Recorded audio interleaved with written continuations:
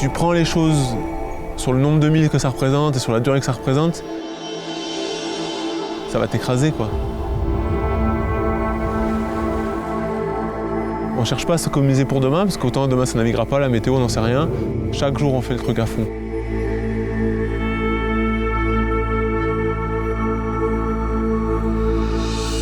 C'est plus un esprit de progression personnelle, que ce soit sportivement, que ce soit dans la connaissance du milieu, dans ta maîtrise de toi, dans tout ça. C'est plus avancer soi que battre un autre.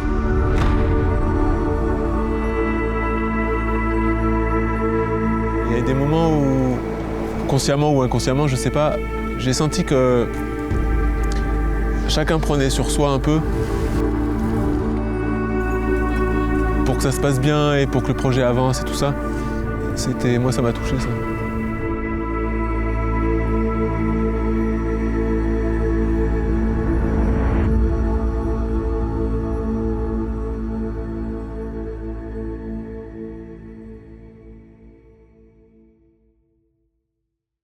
J'ai l'impression que la mer ou la montagne, c'est en dehors du fait que, effectivement, c'est des environnements qui sont différents. Je pense que c'est des environnements, les gens qui vont en montagne ou les gens qui vont en mer, j'imagine qu'ils y vont pour la même chose. C'est-à-dire que c'est une manière de se retrouver à la fois face à soi dans des choses qui peuvent être un peu des challenges.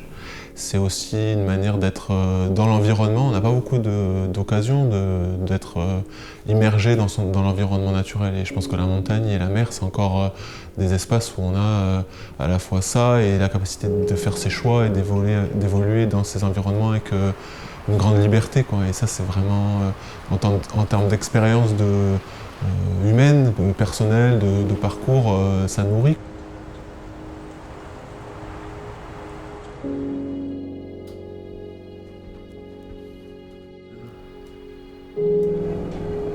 Donc un Tour de France, c'est grosso modo de Dunkerque à Bayonne et de Perpignan à Nice, avec une liaison en voiture. Si on prend le trait de côte, ça fait un peu plus de 5000 km. Alors bien sûr, on ne va pas suivre le trait de côte, mais on va tirer des bords, donc voilà l'idée de ce que ça représente. En termes de durée, on envisage que ça puisse être fait en 6 semaines, mais bien sûr, c'est la météo qui va nous donner le tempo de ça. Et à partir de ce moment-là, l'idée, l'objectif, si on devait définir un objectif, c'est d'essayer de faire la plus belle trace possible. Après, on pourrait presque dire que ce projet, si on reprend un parallèle que j'ai déjà fait avec la montagne, c'est presque de la navigation en style alpin, dépouillée, rapide, légère.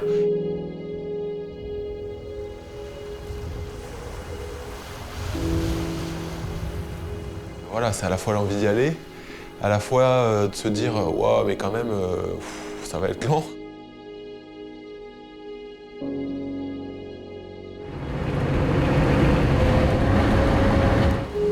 En fait, je me dis qu'il faut vraiment prendre les choses en disant voilà, un jour après l'autre, et c'est comme ça qu'on va y arriver.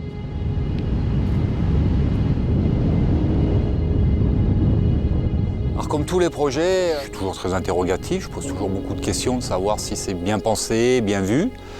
C'était très bien construit, il y avait une grosse envie de sa part d'aller de l'avant. Alors ce qui m'a plu dans le projet de Mathieu, déjà c'est son côté unique, son côté dépassement de soi dans l'effort, mais surtout dans la durée. C'est des défis qui sont ambitieux, mais pas fous. La question que je me suis posée, si tu veux, c'est plus, je crois qu'il se l'est posé aussi, plus sur la durée, physiquement, sur la durée, sur un mois et demi, de faire ce genre de choses.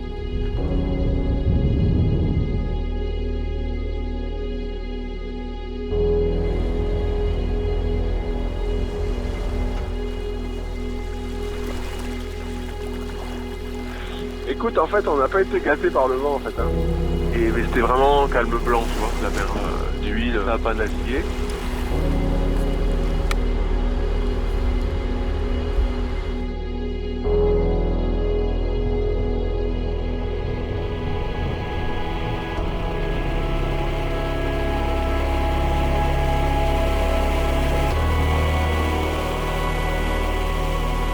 Là, ça peut commencer à le faire, ouais. C'était plus telle d'heure et c'est sans cesse en train de monter doucement, donc ça peut le faire là.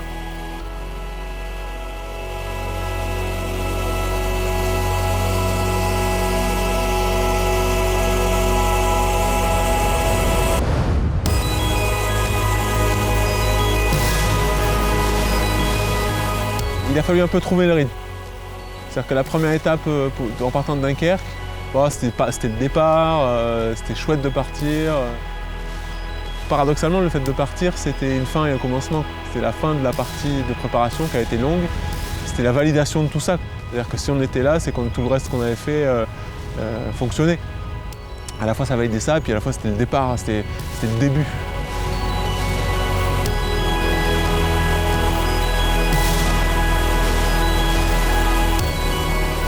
Voilà, c'était l'étape où il fallait partir et on l'a faite et voilà.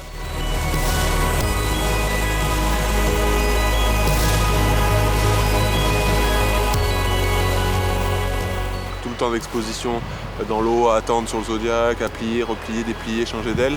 Je pense qu'entre les étapes qui vont être comme ça ou les étapes où on va lever, faire 50 000 et reposer, ça va vraiment pas être les mêmes en termes de fatigue, quoi.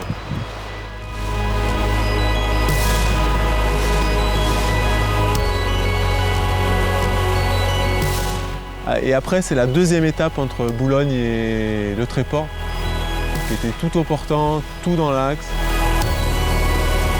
Aucun danger signalé devant, aucun danger. On a un peu galéré avec des changements d'aile et tout ça. Puis là, je me suis dit, oula, si elles sont toutes comme ça va peut-être être difficile.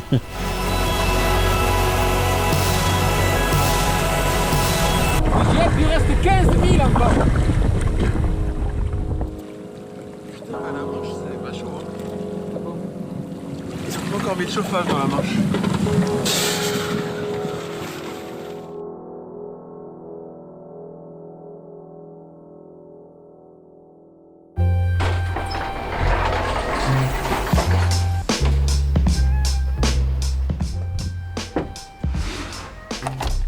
D'abord, c'est l'idée de prendre l'outil foil et de l'emmener loin. Ça me parle parce que ça mixe à la fois mon vécu et les qualités ou les capacités que j'ai pu développer avec la régate, avec le bateau.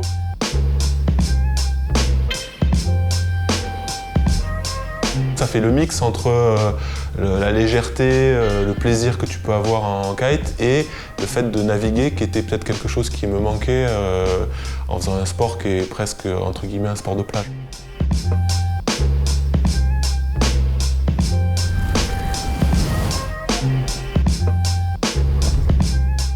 La préparation, elle a commencé il y a un peu plus d'1 an, avec commencer à axer les navigations sur un peu plus de longue distance.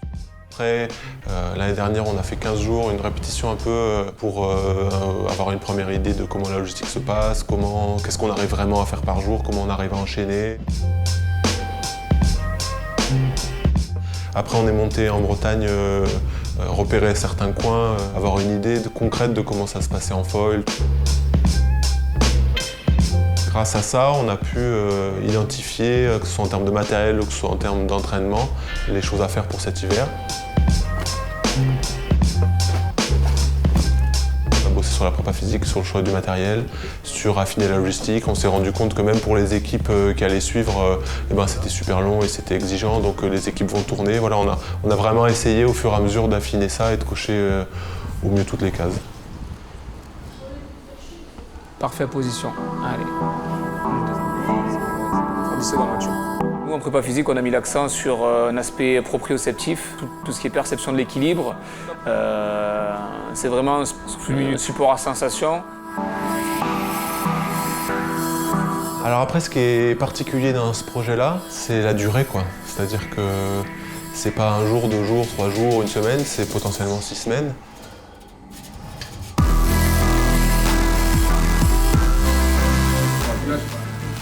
C'est aussi d'y être prêt pour éviter principalement les blessures.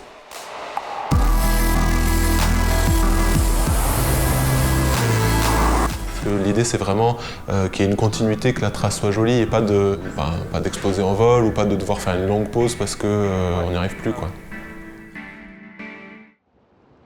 Vraiment la sensation de devoir chercher les créneaux et finalement de les exploiter à fond.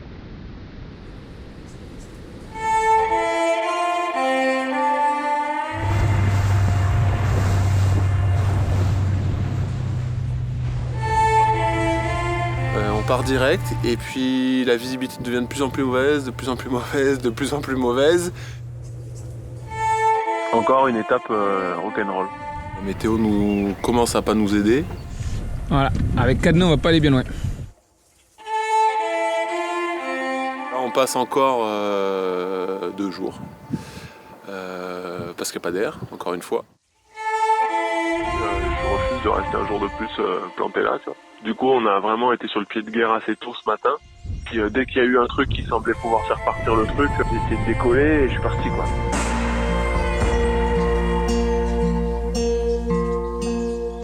J'ai regardé la montre, j'étais entre 15, 16, 17, 18, 19 nœuds tout le temps. Même si t'es concentré, dans la tête ça coûte pas très cher parce que tu sais que ça avance.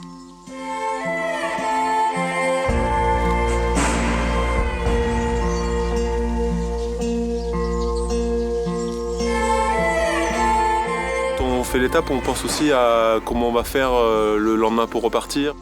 Pour pouvoir sauter sur les créneaux, il faut être dans des ports en pleine eau. Et il n'y en a pas partout. Du coup, hier, on a dû revenir sur nos pas en Zodiac pour remonter dans une rivière.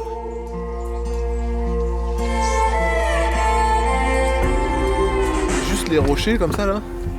Et il y avait une tour, genre tu sais la tour de l'île mystérieuse quoi. Mais enfin, et on est passé au milieu là.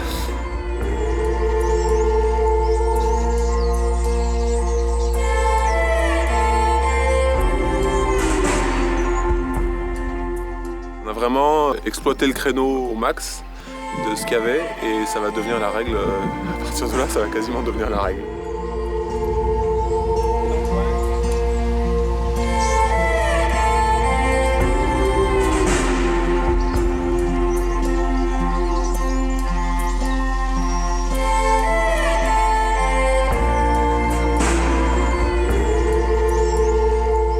Premier bord qu'on a fait au large de Monaroro là. Ça a mollissé, je fais putain, il va falloir revenir parce que ça va pas le faire. Et bon, au moment, je dis bon, faut y aller. Et j'ai peut-être mis, je sais pas moi, j'ai peut-être mis 10 minutes à réussir à décoller et repartir dans l'autre sens quoi.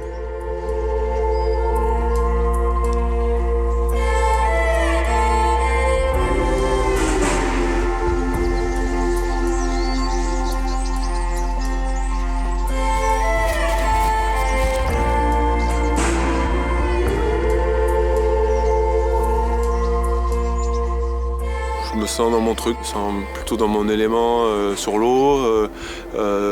Des fois, il faut un peu se battre, des fois, les journées sont un peu longues, mais moi, je le vis vraiment comme ça, comme une chance.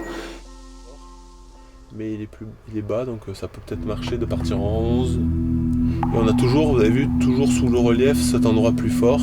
Et avec cette idée aussi d'accepter de s'immerger dans le milieu, c'est-à-dire que certainement que ce qui va décider de notre capacité à avancer vite, ce qui va sans doute décider aussi en bonne partie de la réussite du projet, c'est la météo.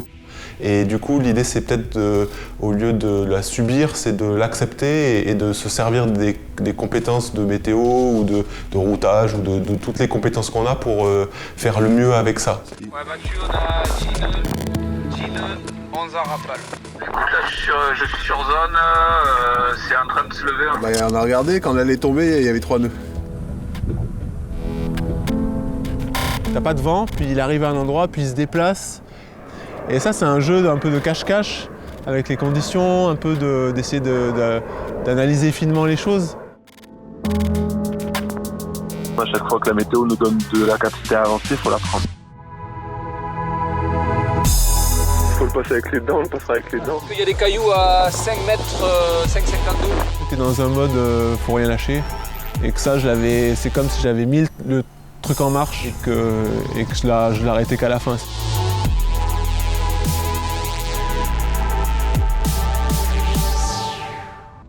On le passera comme on le passera, hein, tu vois. Voilà, de toute façon, il faut le passer, point. Alors peut-être que ça n'a pas été facile pour tout le monde parfois d'avoir quelqu'un qui soit toujours à fond, faut rien lâcher, mais je suis assez persuadé que c'était une des clés aussi pour avancer, quoi.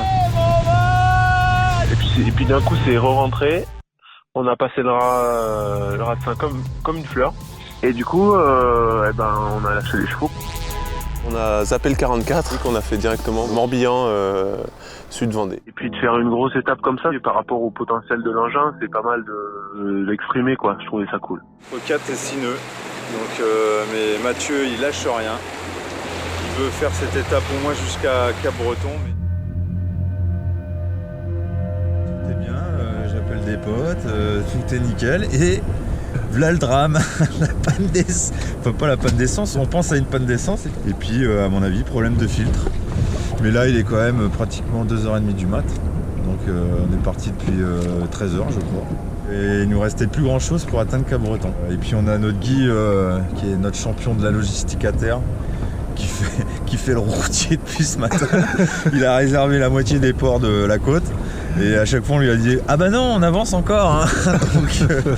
donc voilà, et là notre Guitou il est sur la plage et il nous attend impatiemment pour pouvoir réfléchir comment on va sortir le bateau du plan incliné, sachant que le camping-car il va pas pouvoir descendre le plan incliné, mais on pourrait mettre tout à l'eau en même temps. Un petit moment de stress quand même, on peut le dire. Mais voilà, se retrouver avec 3 copains à 3h du matin dans l'eau froide, en se tenant la main pour que le courant ne nous en mette pas trop, c'est un moment qu'il faut avoir vécu, c'est bien.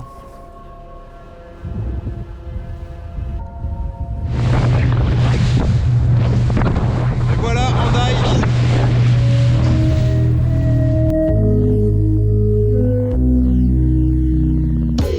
On peut considérer que moi j'étais la partie émergée de l'iceberg parce que c'était moi qui étais visible sur l'eau alors qu'on avait toute une équipe derrière. En fait, la partie navigation, c'est selon les jours 0 ou 3, 4, 5, peut-être 8 heures par jour. Alors on retient ça, mais une journée c'est 24 heures quoi. Et tout le reste du temps, tous les à côté, c'est ça qui a fait que le projet a pu se construire et avancer. Si Mathieu a sa course à faire, moi j'ai mes impératifs qui deviennent une course aussi. Je suis lié au temps. Une des difficultés, c'est de savoir où ils vont atterrir en fin de journée. Et je dois essayer de me positionner au plus près de ces possibilités d'atterrissage.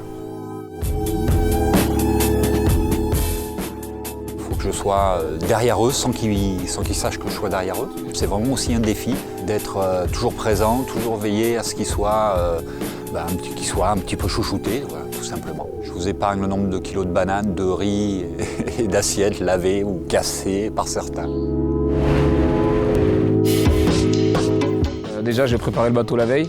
Ensuite, le soir, on check ensemble l'étape du lendemain. Lui, c'est le navigateur. Tu vois, moi, j'ai plutôt checké les endroits où on va passer, s'il y a des dangers. Les éventuels ports que nous allons atteindre, c'est vraiment de faire son assistant mer sur un plan sécurité.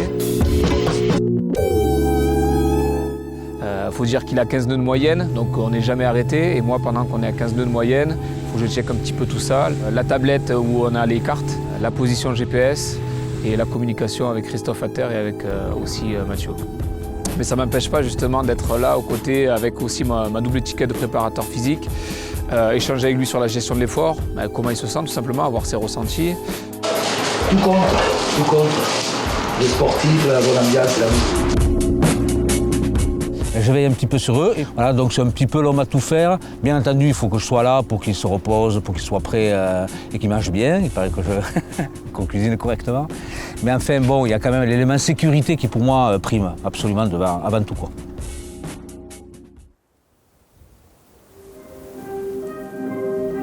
Ça peut aller vite. Si on a, par exemple, une vieille trame le matin et qu'on a du thermique l'après-midi, on peut quasiment faire Canet-Port-Camargue dans la journée, quoi. Tu vois.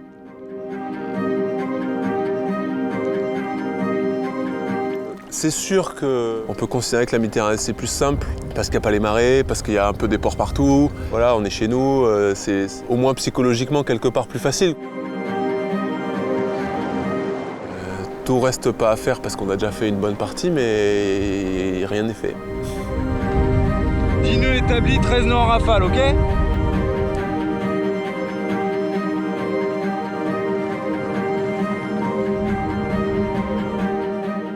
Et ça, c'était une étape, c'était un peu l'étape rêvée de Med, avec des vraies couleurs du sud, un vrai ciel du sud, un vrai vent du sud.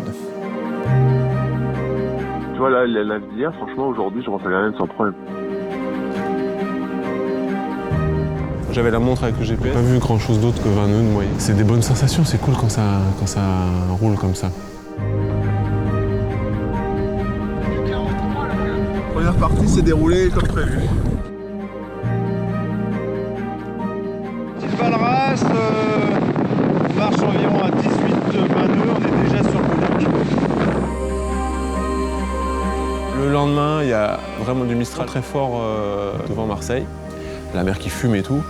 Et là, notre but c'est d'avancer le plus vite possible, mais de faire les choses de manière responsable. Du coup, aller mettre le Zodiac dans ces conditions-là à l'eau. Donc on a passé notre tour.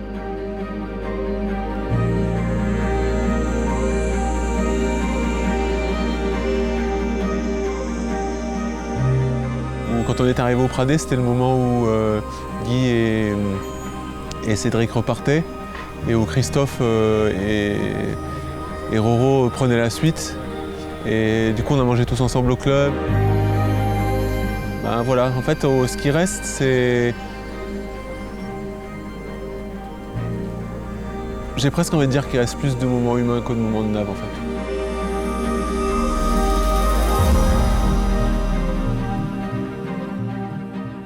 La composante humaine, elle est super forte. Il y a l'expérience du projet sportif, puis il y a l'expérience humaine.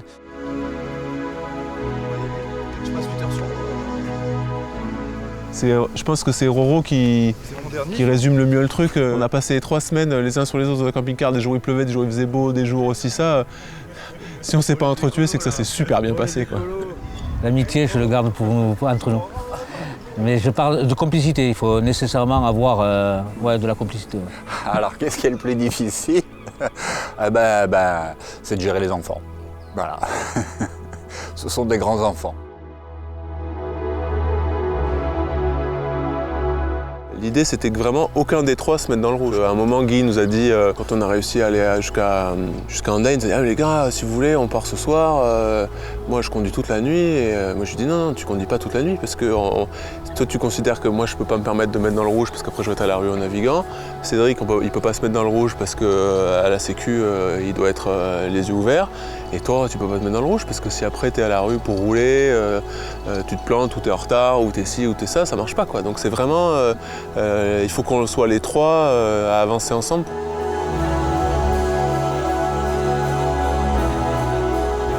L'équipe technique, Christophe, Guy, Cédric et Roro, ce projet-là, c'est le leur autant que le mien. Et la réussite, elle est éminemment collective.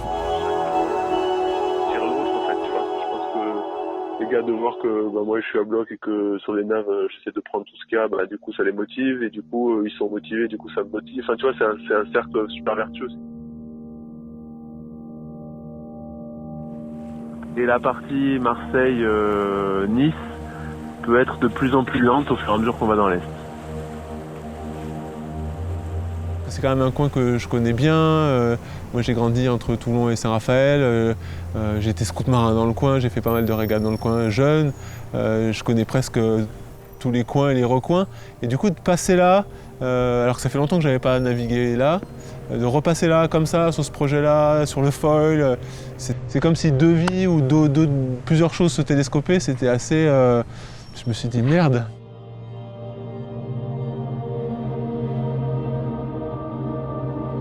Être à la maison, mais c'est pas fini. Parce que l'arrivée, c'est Nice. Alors ça paraît tout près, hein, ça fait 60 000, on est à peu près à 60 000.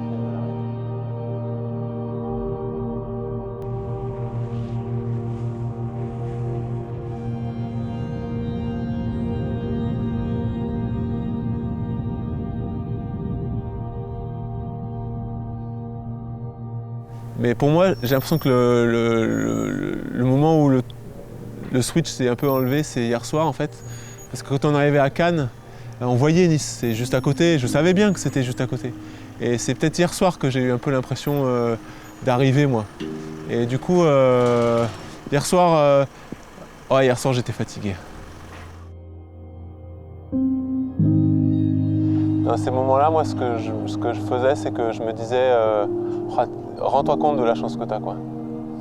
Rends-toi compte, tu fais un truc, peut-être qu'en kite, là, à cet endroit-là, tu n'y passeras plus jamais. Si le vent tient, ce soir, on est à Cannes. On a passé Saint-Tropez. Du coup, hier, avec la météo, on se disait que ça avançait. Je commençais à voir Nice arriver. Et je me suis dit, s'il faut, on est à Nice ce soir, quoi. Et puis, je commençais à me projeter, du coup, j'ai commencé à me projeter vers ça.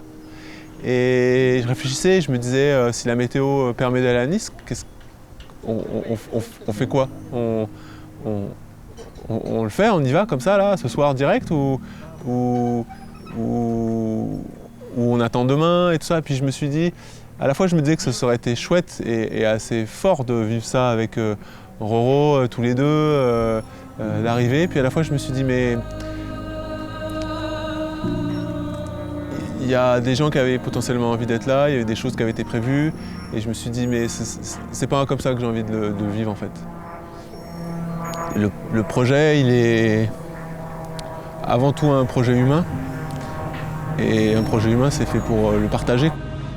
Du coup, je me suis dit, même si la météo nous permet d'aller à Nice, on passe le cap d'Antibes. Comme ça, on n'a plus que la baie des Anges. On est sûr qu'on n'a pas un petit truc qui peut faire qu'il y a du vent d'un côté et pas de l'autre. On passe le cap d'Antibes, on s'arrête. Et demain, on l'a fait. L'arrivée, on l'a fait ensemble, tous ensemble.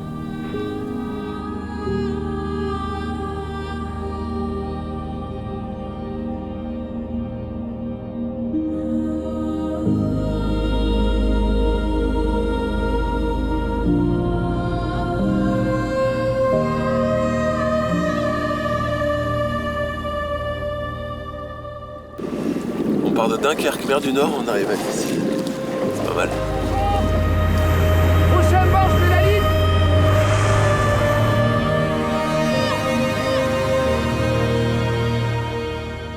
La première chose, c'est de Roro qui est là et Christophe, Ricky et Cédric. C'est de leur dire à eux un grand merci.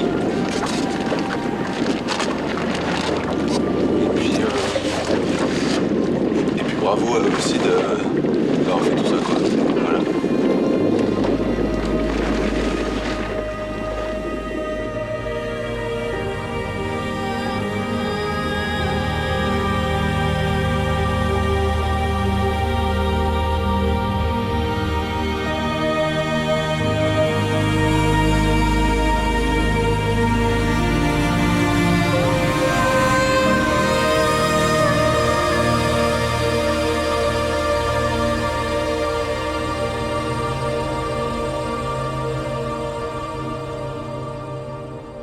Et il y a eu des moments où, inconsciemment, consciemment ou inconsciemment, je sais pas, j'ai senti que chacun prenait sur soi un peu pour que ça se passe bien et pour que le projet avance et tout ça.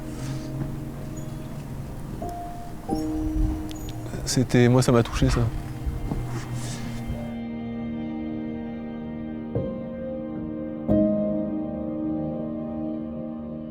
Je pense que si on avait à des moments lâché, on serait pas là aujourd'hui. On serait peut-être là demain, après-demain ou dans 10 jours, je sais pas, mais je pense que ça a été une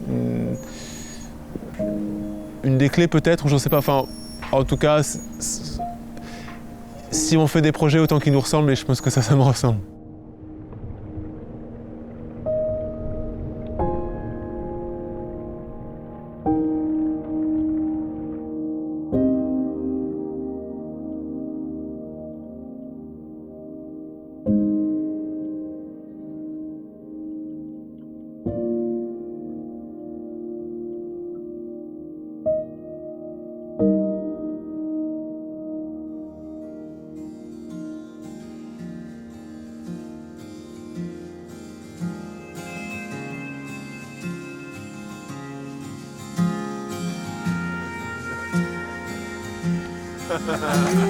Comme si je mangeais tout le temps, non? Vas-y, fais comme si je mangeais tout le temps.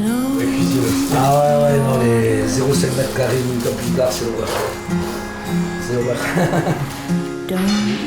Là, c'est lui. C'est Mathieu quand il était avec beaucoup de cheveux à l'époque. Après,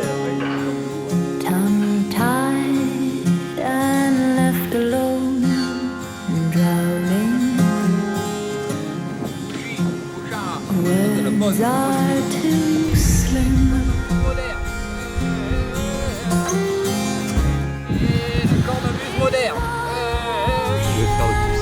C'est rien, tu pourras faire un bêtisier, moi je te le dis.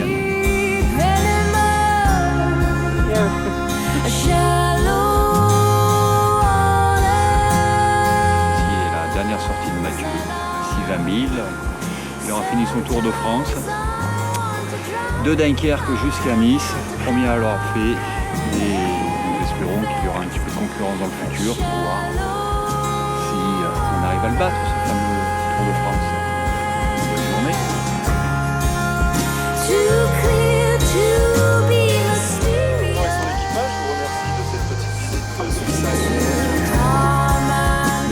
je transpire bien dans ma combinaison étanche.